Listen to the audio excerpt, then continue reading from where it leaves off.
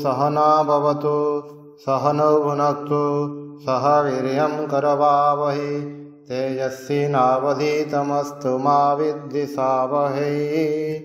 ओम शांति शांति शांति। हरि ओम। विवेक चूड़ामणि श्लोक नंबर 382। अत्र आत्मत्वं दृढीकुर्वन् अहम आदिषु संत्यजन् उदासीनतया तेषु तिष्ठेत् स्फुट घटादिवत्।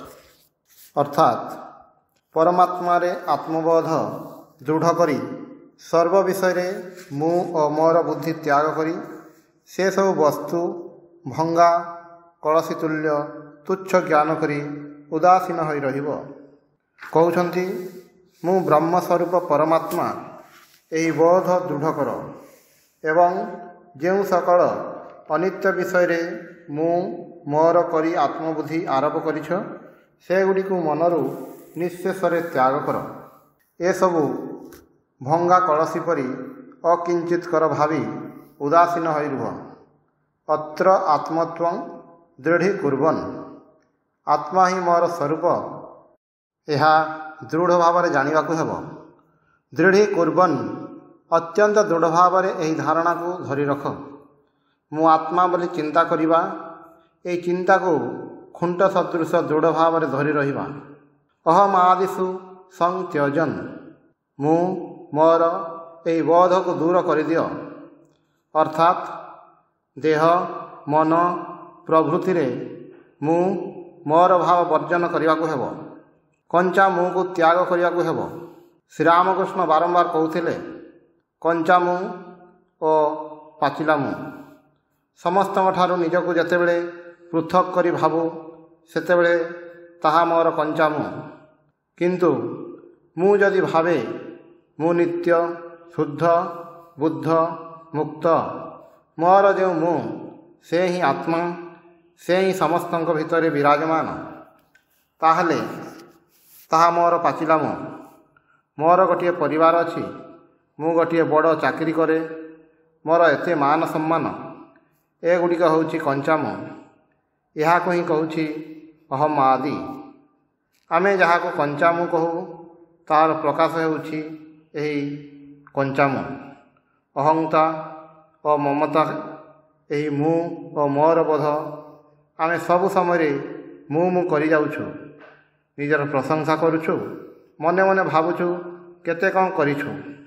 कहउछंती एही भाव त्याग करने को हेब। संत्यजन सम्यक भाव परिपूर्ण भाव त्याग एगुड़ी को त्याग करी उदासीनतया तिष्ठेत् स्फुट घटादिवत्। एगुड़ी को भंगा कलसी परी तुच्छ मने करी फिंगी देई उदासीन होई निरपेक्ष भाव रुह। यही उदासीन गोटे भयानक शब्द। उदासीन अर्थात मु अग्राह्य करे मु निरपेक्ष किछि रे उपेक्षा करे नाही। भल मंद सुख दुख मु अग्राह्य करे कौनसी किछि मते स्पर्श करि पारे नाही। एपरि किछि लोक देखा जांती जे माने जहाँ किछि घटिले मध्य स्थिर अचंचल वीर परि रही थांती। जनक राजा जेपरि कहउछंती मु मिथिलार अधिपति मोर अगाध धन संपद किंतु मिथिला जदि पड़ी जाए ताहले मोर किछि जाय आसे नाही। एई भाव कौनसी किछि भ्रूक्षेप करे नाही। सबु समय केवल आत्मचिंता करुछि और कौनसी चिंता करू नाही। संत्यजन सब किछि त्याग करी बसी अछि। भल को त्याग करुछि मंद को मध्य त्याग करुछि। जहाँ किछि अनित्य सब त्याग करी उदासीन होई अछि। एही जे संपूर्ण त्याग यह को ही संन्यास कहा जाए। निंदा प्रशंसा किछि रे मोर किछि आसे जाए नाही। सुख दुखे समय कृत्वा सुख दुख समान करिछि मान अपमान उपेक्षा करि जाउछि। एही परि जे गोटे भाव यह वीरर आयत्तरे आसे दुर्बलर नुहे। तेणु वेदांत कहउछंती नायमात्मा बलहीनेन लभ्य। परवर्ती श्लोक 383। विशुद्धम अंतकरणं स्वरूपे निवेश्य साक्षिणी अवबोधमात्रे शनैः शनैः निश्चलताम् उपानयन् पुन्नं सम एव अनुविलकयत् ततः। अर्थात शुद्ध मन को साक्षी स्वरूप बोधमात्र चिदात्मा रे निविष्ट करी धीरे धीरे आत्मस्थिति अर्जन करिपारिले पूर्ण स्वरूप को साक्षात करिब। एठारे कहउछन्ति चित्तशुद्धि हेबा परे सेही शुद्ध मन को जदि साक्षी स्वरूप ज्ञान स्वरूप चिदात्मा रे निश्चल भाव रे धरी रखा जाए ताहले पूर्ण स्वरूपर साक्षात हुए। विशुद्धम अंतकरणम शुद्ध मन को शुद्ध मन माने कौन? शुद्ध मन होची जेउ मनरु अज्ञानर कालीमा चली जाइछि। वेदांतरे आउ कौनसी पाप नाही। एही अज्ञान को ही पाप कहा जाए। अज्ञान माने जेउटा जहा नुहे सेठी को ताहा बोली भाविबा। एही अज्ञान जगो आमे दोष करू भूल करू। आमर उद्देश्य होची ज्ञान लाभ करिबा, अज्ञान को दूर करिबा। एही अज्ञान जगो मु देह सर्वस्व हो जाइछि। देहर सुख ही मो निकटर एकमात्र सुख। आमे देखुछु जे एही देह जेपरि थिला सेपरि आज नाही, जीर्ण होउछि शीर्ण होउछि। तथापि मु एही देह पछरे छुटी चलीछि, यार ही सेवा करि जाउछि। किंतु वेदांत कहउछन्ति ना, यह किछि नुहे, यह गोटे उपाधि। गीतार जेपरि कहउछन्ति यह गोटे छिन्न वस्त्र, यह को त्याग करी आउ गोटे नुआ ग्रहण करिपार। तेणु कहउछन्ति विशुद्धम अंतकरणं स्वरूपे निवेश्य। तुमर जो विशुद्ध मन अर्थात देह को केंद्र करी जो सब अभिमान कामना वासना इत्यादि कालीमा मन को आवृत करी रखे, जो गुड़िक उपाधि से गुड़िक जो मनरू दूरे जाइछि सेही मन को निजर स्वरूप रे निविष्ट करने को हेब। स्वरूप कौन? आत्मा, साक्षी स्वरूप चिदात्मा। से शुद्ध मन को निविष्ट करी रखा हेब। कहउछन्ति साक्षिणी अवबोध मात्रे। मु साक्षी द्रष्टा। ए जीवनटा चलुछि जेपरि मु नाटक देखुछि। केते हस केते कांद मते किछि स्पर्श करूनाही। गोटे तरबारी खड़ भितर रही। लोके खड़टी को तरबारी मने करछन्ति। एठारे खड़टा होउछि उपाधि और तरबारीटा होउछि आत्मा। नदीर तीर रे बसी अछि। नदी रे केते कोन भासी जाउछि, मते किंतु किछि हेले स्पर्श करूनाही। मोर स्वरूप ठीक सेहीपरि साक्षी द्रष्टा। आउ कौन? अवबोध मात्र। विशुद्ध ज्ञान स्वरूप चैतन्य स्वरूप मोर आत्मा। शनै शनै ही धीरे धीरे मन को सही स्वरूप रे स्थिर करने को हेब। गोटे दिन रे हेब नाही, भूल हेब, पुणी मन को धरिबा को हेब, किंतु अवश्य हेब। धीरे धीरे आगेइब।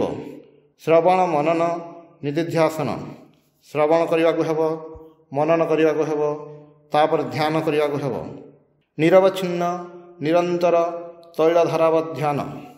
कहउछन्ति निश्चलताम उपानयन। ए निश्चल होई रहिबा या को अर्जन करने को हेब। गोटे दिन रे हेब नाही, लागी रहिबा को हेब। अनेके सफल होइछन्ति, तुमे मध्य सफल हेब। धीरे धीरे हेब।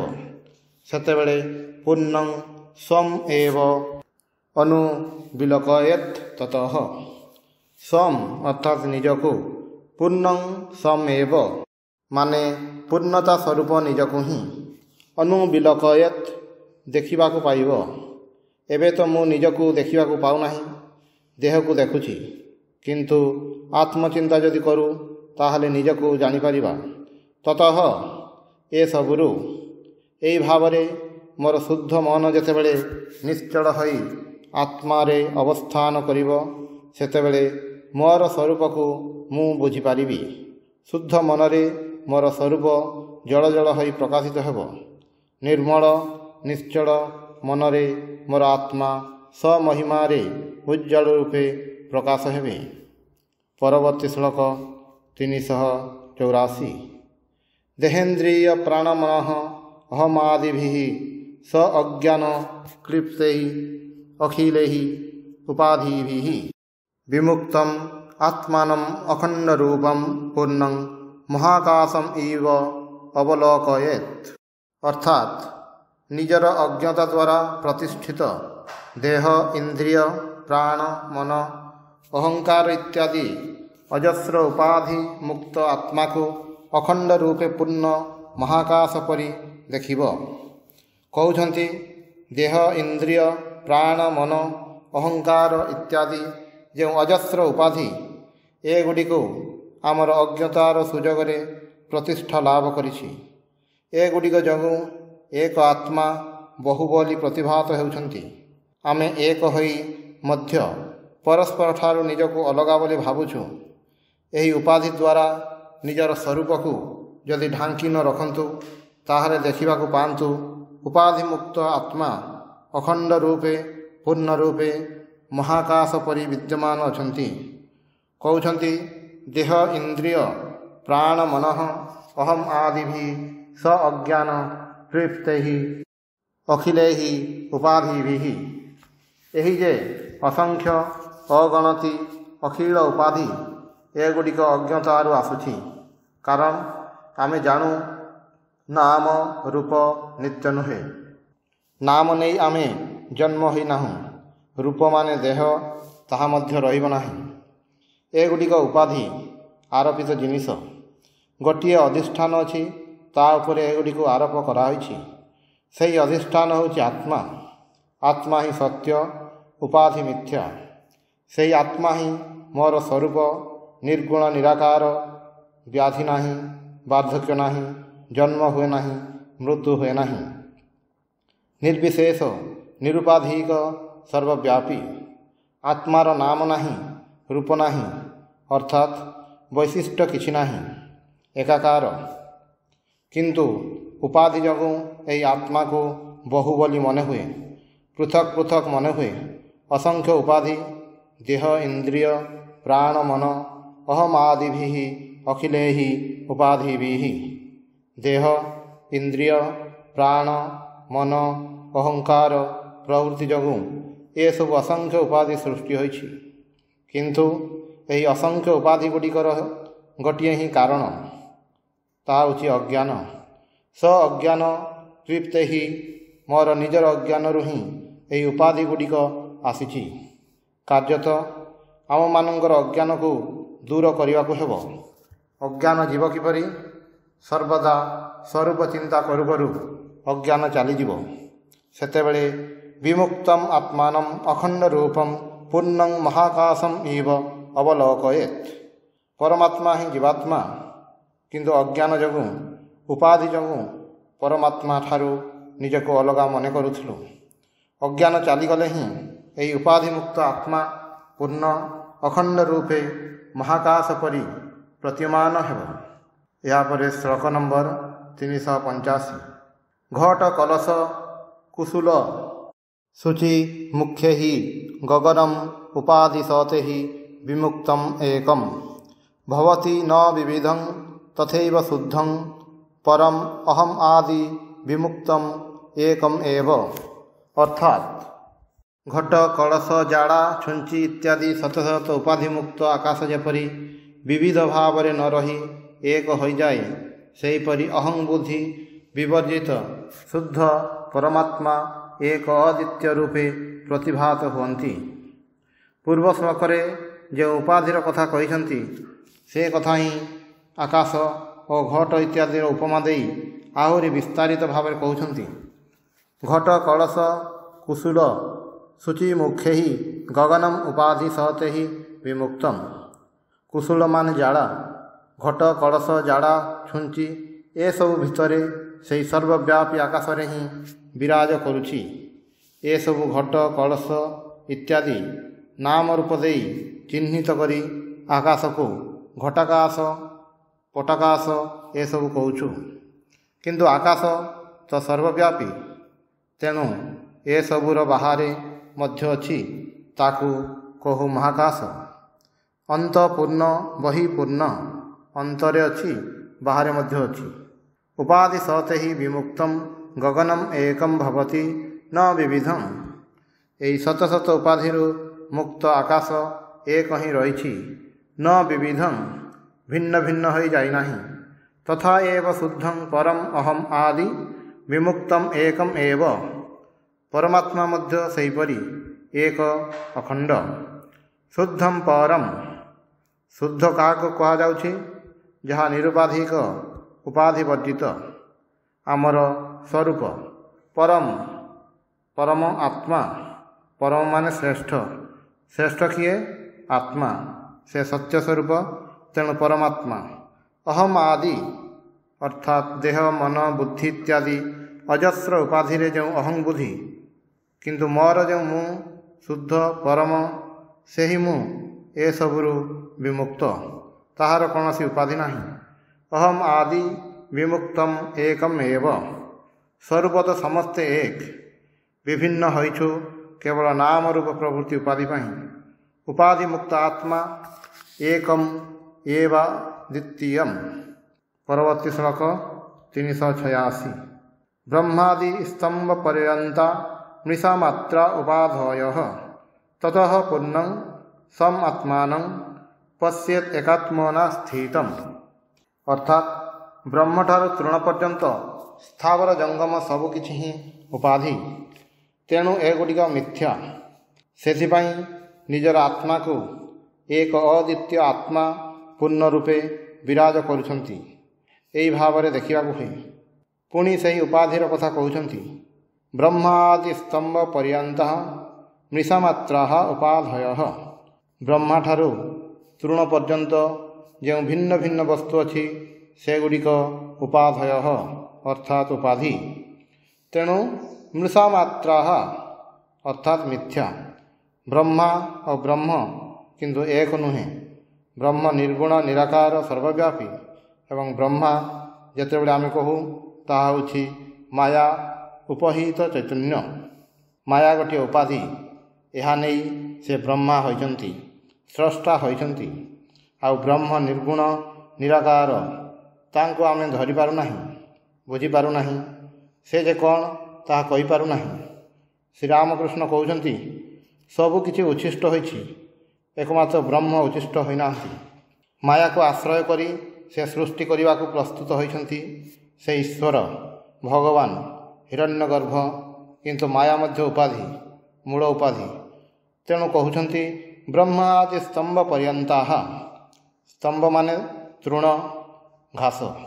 ब्रह्मा ठारू आरंभ करी तृण पर्यंत आमे एक किंतु उपाधि जगु भिन्न भिन्न होइछु। केते प्रकार उपाधि जीवजंतु कीटपतंग गछलता घास प्रभृति तो एक से सत्स्वरूप ब्रह्म। तेबे आमे भिन्न देखुछु कहीं नाम रूप पाई उपाधि पाई कहउछंती मृषा मात्रा उपाधयः। मृषा कहउछंती मिथ्या कहउछंती ये सृष्टिकर्ता भगवान से मध्य मिथ्या। हाँ परम सत्य तुलन से मध्य मिथ्या उपाधि पाई। तांकर स्वरूप होछि निर्गुण निराकार निरुपाधिक किंतु ब्रह्म जेतेबेले माया सहित युक्त होती सेतेबेले से ब्रह्म से निर्गुण थिले गोटे उपाधि ग्रहण कले माया होछि से उपाधि नहीं से गोटे व्यक्ति सत्ता हेले जीए एक्जिस्टेंस एब्सोल्यूट सत्स्वरूप केवल सत्ता अन्य किछु नुहे। से धीरे धीरे व्यक्ति सत्ता हो जाउछंती सूक्ष्म स्थूल होउछंती। जे निर्गुण निष्क्रिय थिले से गोटे व्यक्ति सत्ता को आसी ईश्वर होइछंती सृष्टि करुछंती पालन करुछंती पुणी ध्वंस करुछंती। से स्रष्टा पालनकारी ध्वंसकारी से ब्रह्मा से जेपरी गोटे विराट ढेउ भव समुद्र रे सबुठारु बड़ ढेउ। भव माने तो जहा होइछि जहा अछि से अस्तित्वर विराट बड़ ढेउ। पुणी क्षुद्र क्षुद्र जो सकल प्रकाश स्तंभ इत्यादि से गुड़िक छोट छोट ढेउ किंतु समस्त पश्चात से एक ब्रह्म समुद्र से सबु ढेउ उठुची। दक्षिणेश्वर श्रीरामकृष्ण स्वामी विवेकानंद कहते सर्वं खलिदं ब्रह्म सबकि ब्रह्म ସ୍ୱାମୀଜୀ ଏକଥା ସ୍ୱୀକାର କରୁନାହାନ୍ତି। ନାନା ପ୍ରକାରର ଥଟ୍ଟା ପରିହାସ କରୁଛନ୍ତି। କହୁଛନ୍ତି ଝାଡ଼ୁଟା ମଧ୍ୟ କ'ଣ ବ୍ରହ୍ମ? ଶ୍ରୀରାମକୃଷ୍ଣ ଭାବରେ ଟଳମଳ କରୁଛନ୍ତି ଓ ସ୍ୱାମୀଜୀଙ୍କୁ ସ୍ପର୍ଶ କଲେ। ସ୍ୱାମୀଜୀ ତତ୍କ୍ଷଣାତ୍ ଦେଖିବାକୁ ପାଇଲେ ସବୁକିଛି ଚୈତନ୍ୟମୟ, ବ୍ରହ୍ମମୟଂ ଜଗତ୍। ବ୍ରହ୍ମାଠାରୁ କୀଟପତଙ୍ଗ ତୃଣଗୁଣ୍ମ ପର୍ଯ୍ୟନ୍ତ ସବୁକିଛି ଭିତରେ ସେହି ଏକ ରସଃ, ଏକ ସେ ହିଁ ରହିଛନ୍ତି। ସେ ସର୍ବବ୍ୟାପୀ, ସର୍ବଗତ, ବିଶ୍ୱ ବ୍ରହ୍ମାଣ୍ଡ ବ୍ୟାପୀ ରହିଛନ୍ତି। ସବୁକିଛିର ଭିତରେ ସେ, ପୁଣି ବାହାରେ ମଧ୍ୟ ସେ ହିଁ ରହିଛନ୍ତି। ପୁଣି ଶ୍ରୀରାମକୃଷ୍ଣ ଏହାର ବ୍ୟବହାରିକ ଦିଗର କଥା ମଧ୍ୟ କହିଛନ୍ତି। କହୁଛନ୍ତି ବାଘ ମଧ୍ୟ ତ ବ୍ରହ୍ମ, ତେଣୁ ବାଘକୁ ଆଲିଙ୍ଗନ କରିବାକୁ ଯାଉନାହିଁ। ବ୍ୟବହାରିକ ଜଗତରେ ତଫାତ୍ ରଖିବାକୁ ହେବ, କିନ୍ତୁ ଏହା ମଧ୍ୟ ମନେ ରଖିବାକୁ ହେବ ଯେ ସ୍ୱରୂପତଃ ସମସ୍ତେ ବ୍ରହ୍ମ। ବହୁକୁ ବ୍ୟବହାରିକ ସତ୍ୟ ହିସାବରେ ଗ୍ରହଣ କରିବାକୁ ହେବ, କିନ୍ତୁ ତାହାର ପଛରେ ଯେ ଏକ ଅଛି ତାକୁ ମଧ୍ୟ ମନେ ରଖିବାକୁ ହେବ। ତାହେଲେ ଜୀବନରେ ଭାରସାମ୍ୟ ଆସିବ। ସ୍ୱାମୀଜୀ କହୁଛନ୍ତି ଆମିବା ଠାରୁ ବୁଦ୍ଧ ପର୍ଯ୍ୟନ୍ତ ସମସ୍ତଙ୍କ ଭିତରେ ଏକ ଚୈତନ୍ୟ, କେବଳ ପ୍ରକାଶର ତାରତମ୍ୟ। ତତଃ ପୂର୍ଣ୍ଣଂ ସମ୍ ଆତ୍ମାନଂ ପଶ୍ୟେତ୍ ଏକ ଆତ୍ମନା ସ୍ଥିତମ୍। ପଶ୍ୟେତ୍ ଦେଖିବାକୁ ହୁଏ, ସମ୍ ଆତ୍ମାନଂ ମୋର ନିଜର ଆତ୍ମାକୁ ଏକ ଆତ୍ମନା ସ୍ଥିତମ୍ ପୂର୍ଣ୍ଣମ୍, ଏକ ଅଦ୍ୱିତୀୟ ଆତ୍ମା ରୂପେ ସେ ଅବସ୍ଥିତ ଏବଂ ସେ ପୂର୍ଣ୍ଣ ଭାବରେ ସମସ୍ତଙ୍କ ଭିତରେ ବିରାଜ କରୁଛନ୍ତି। ଏ ଦୃଷ୍ଟି ଲାଭ କରିବାକୁ ହେବ। ତୁମର ଯେଉଁ ଆତ୍ମା ସେ ହିଁ ଏକ ଅଦ୍ୱିତୀୟ ଆତ୍ମା, ସେ ପୂର୍ଣ୍ଣ ରୂପରେ ଭୂତେ ଭୂତେ ବ୍ୟବସ୍ଥିତ, ସର୍ବତ୍ର ବିରାଜମାନ। ଏଠାରେ ଟିକିଏ ସେଠାରେ ଟିକିଏ ନୁହେଁ, ସମଗ୍ର ଭାବରେ ସର୍ବତ୍ର ସେ ଅଛନ୍ତି। ଏହାପରେ ଶ୍ଲୋକ ନମ୍ବର 387। यत्र भ्रान्त्या कल्पितं तत् विवेके तत् तन्मात्रं नैव तस्मात् विभिन्नं। भ्रान्तेः नाशे भाति दृष्टाहितत्वं रजुः तत्वद् विश्वम् आत्मस्वरूपम्। अर्थात भ्रांतिवशतः जदि गोटे कौन वस्तु को अन्य वस्तु रूप में कल्पना करा हुए, ताहले वस्तु विचार द्वारा ज्ञान हेले से अधिष्ठान रूपक वस्तुटी ही थाए, अन्य किछि न थाए। रज्जुरे सर्पभ्रम होइथिला, से भ्रांति नाश हेले रज्जु स्वरूप ही प्रकाश पाए। सेहीपरि ए विश्व आत्मस्वरूप ही प्रकाश पाए। यही जगतटा कौन, केउठारु आसिला, किपरि आसिला? कहउछन्ति जगतटा होछि गोटे भूल कल्पित जिनिस। अज्ञता बा अज्ञान रे भूलटा आसीछि। अंधकार रे दौड़ी को साप कल्पना करी आमर जेपरि भूल हुए, यह मध्य ठीक सेहीपरि। यत्र भ्रांत्या कल्पितं, कौन सी जिनिस को देखिबारे जदि आमर भूल हुए, भूलवशत जदि कौन सी जिनिस जगार अन्य जिनिसर कल्पना करूँ, ताहले यही भूल संशोधनर उपाय कौन? असल रे जो जिनिसटा से जिनिसटा को जानिबा। दौड़ीटी को अंधकार साप भावी भय पाइछु, यही भूल जीव किपरि? दौड़ी को दौड़ी बोली देखिले, रज्जुर ज्ञान हेले सर्पर ब्रह्म ज्ञान चलीजिव। जो वस्तु को नहीं मोर भूल होइछि तत् अर्थात सही वस्तु, तत् विवेके अर्थात सही वस्तु को नहीं विचार करी जेतेबेले सही वस्तु संबंध में ठीक ज्ञान हुए, सेतेबेले तत्मात्रम सही वस्तुरे ही पर्यवसित हुए। कल्पित वस्तुटी आउ न थाए। तत् तन्मात्रम नैव तस्मात् विभिन्नम, ताहा जो वस्तु थिला सही वस्तु ही थाए, ताठारु अलगा अन्य किछि न थाए। दौड़ीटी रही, साप आउ नाही। साप कुआडे गला? से दौड़ीर भितर को गला। दौड़ी और साप आउ भिन्न रहिला नाही। भ्रांते हे नाशे, भूलटा ठीक हो गला। दृष्ट अहितत्वं रज्जु भाति, भाति अर्थात मो निकटे स्पष्ट हुए। कौन स्पष्ट हुए? अहितत्वं, अहितत्व बुझीपारू। अहितत्व कौन? दौड़ी को भूलवशत साप भाविथिलु, यह हूँ अहितत्व। दौड़ी को साप भाविबा, भूलटा चलीगले जेपरि दौड़ी को दौड़ी रूप में देखू। तत्वत् विश्वम आत्मस्वरूपम, अर्थात सेहीपरि विश्व को, यही वैचित्र्यपूर्ण विश्व को मध्य आमे भूल देखुछु। से भूल भांगिले यह को आमे आत्मस्वरूपम देखिबा मु छड़ा अन्य किछि नाही यह ही देखिबा।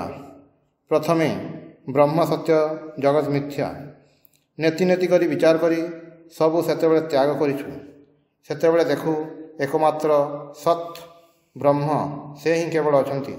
तापर देखु सबु ही से जहाँ उपाधि कहिथिलु से मध्य ब्रह्म। समुद्रर तरंग देखुछु किंतु ताहा मध्य जल समुद्र ठारू अलगा किछि नहीं। शेषरे सबु ब्रह्म ब्रह्ममय जगत। ओम शांति शांति शांति हरि ओम तत्सत्।